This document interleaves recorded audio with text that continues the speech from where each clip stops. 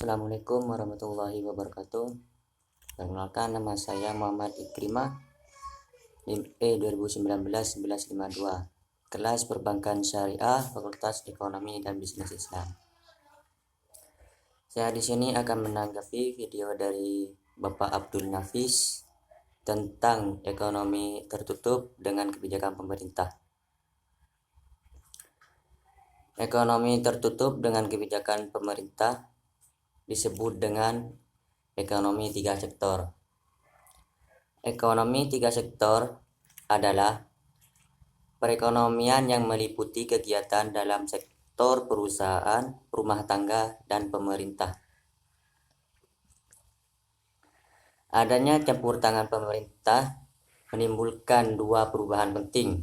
Yang pertama, satu, pemungutan pajak yang dilakukan oleh pemerintah menambah pengeluaran agregat pada industri rumah tangga. Yang kedua, pajak memungkinkan pemerintah melakukan pembelanjaan dan ini akan menaikkan perbelanjaan agregat. Karena belum ada perdagangan dengan LN, maka perekonomian tiga sektor dinamakan perekonomian tertutup.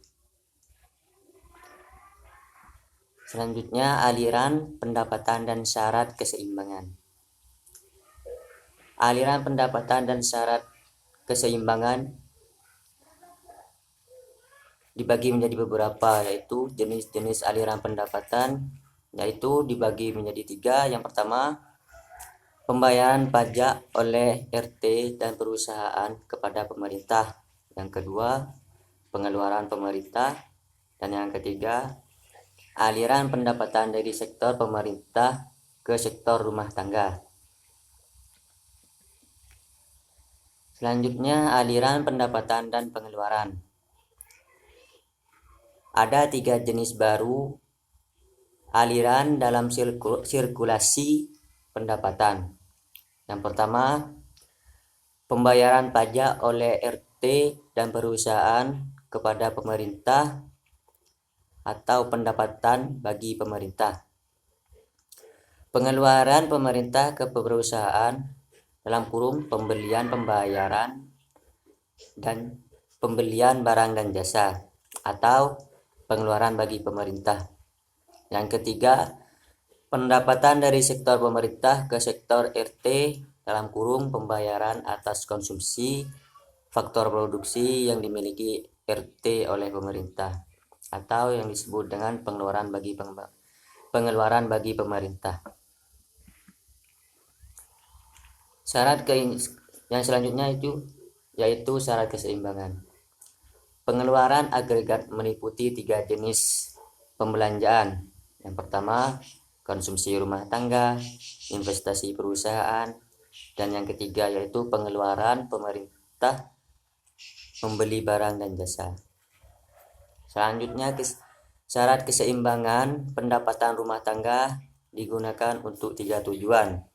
Yang pertama, membiayai konsumsi, ditabung, dan yang ketiga yaitu membayar pajak. Jenis-jenis pajak dibagi menjadi dua, yaitu pajak langsung dan pajak tidak langsung. Pajak langsung jenis pemungutan pemerintah secara langsung dikumpulkan dari pihak yang wajib membayar pajak. Sedangkan pajak yang tidak langsung adalah pajak yang bebannya dapat dipindahkan kepada pihak lain. Misalnya pajak impor, biasanya pajak ditanggung konsumen atau pajak penjualan. Bentuk-bentuk pajak pendapatan dibagi menjadi tiga, yaitu pajak regresif, pajak proporsional, dan pajak progresif.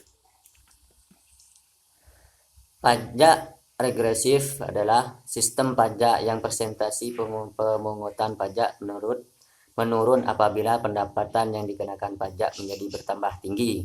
Misalnya pajak impor dan pajak penjualan. Yang kedua yaitu pajak proporsional. Persentase pemungutan pajak yang tetap besarnya pada berbagai tingkat pendapatan, yaitu pendapatan pendapatan yang sangat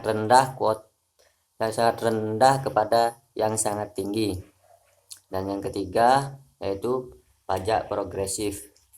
Sistem pajak yang persentasenya bertambah apabila pendapatan semakin meningkat. Pajak progresif menyebabkan pertambahan nominal pajak yang dibayarkan akan menjadi semakin cepat apabila pendapatan semakin tinggi. Sekian tanggapan dari saya, kurang lebihnya mohon maaf. Wassalamualaikum warahmatullahi wabarakatuh.